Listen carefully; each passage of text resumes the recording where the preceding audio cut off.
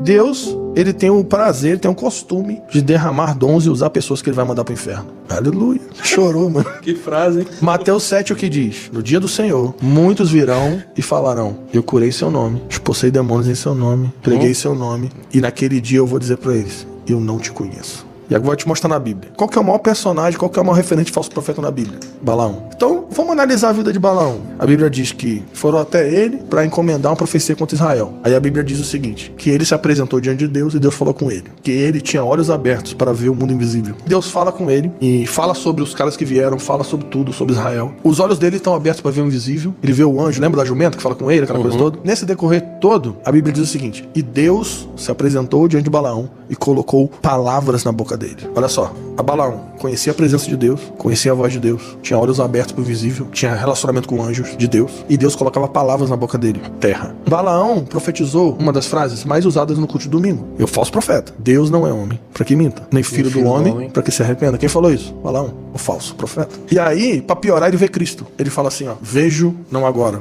mas de longe, aquele que é a estrela de Jacó, aquele que virá para governar e destruir os inimigos de Israel. Só que a Bíblia chama esse cara de falso profeta. E outra, Balaão nunca errou uma profecia. Tudo que ele profetizou para Israel aconteceu. Maravilhoso. Agora a pergunta é, se Balaão é um falso profeta e ele conhecia a presença, a voz, tinha olhos abertos e Deus falava com ele, e ainda Deus colocava palavras na boca dele, o que definia Balaão como falso profeta? Não era aquilo que ele falava, mas o seu coração. O que define um falso profeta não é o conteúdo da profecia, mas é o coração. Por quê? Porque Balaão era um homem que profetizava em troca de pagamento. O que é um falso profeta? É alguém que está envolvido com a obra de Deus buscando benefício próprio. Esse é um falso profeta. Sim. Então o que é o benefício próprio? Poder, dinheiro, os 3 pilares. Pode olhar. Dentro da história da igreja, homens que eram lobos vestidos de ovelha, estiveram no meio do povo de Deus, com dons de Deus. Olha que loucura. E criaram um ambiente de manipulação, controle emocional, dinheiro e poder. Quer ver? Eu vou dar um exemplo de um falso profeta. Era uma vez um líder. E aí tinha um cara na lama. Vamos dizer que você tá na lama.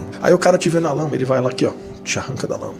Aí ele te dá um banho, te dá roupas novas, cuida de você, te ajuda a reatar seu casamento. E aí tá tudo bem. Aí quando você estiver bem, esse cara vira pra você e fala assim: eu cuidei de você quando você estava ruim. Agora você me deve. Se eu mandar você pular, você tem que perguntar a altura. Você só faz o que eu deixo, só tira férias quando eu permito, você só troca de carro se eu abençoar. E seus filhos só casam com quem eu autorizar. E se um dia você quebrar aliança comigo, você tá sob maldição e teus filhos vão ter câncer. Isso é real. Acontece. Muito. Manipulação, controle dentro da igreja cristã. E eu não tô falando só de evangélico não, tá? Dentro da igreja católica, da igreja evangélica, isso acontece. Pessoas que estão envolvidas com a obra, buscando benefício, grana, controle, manipulação.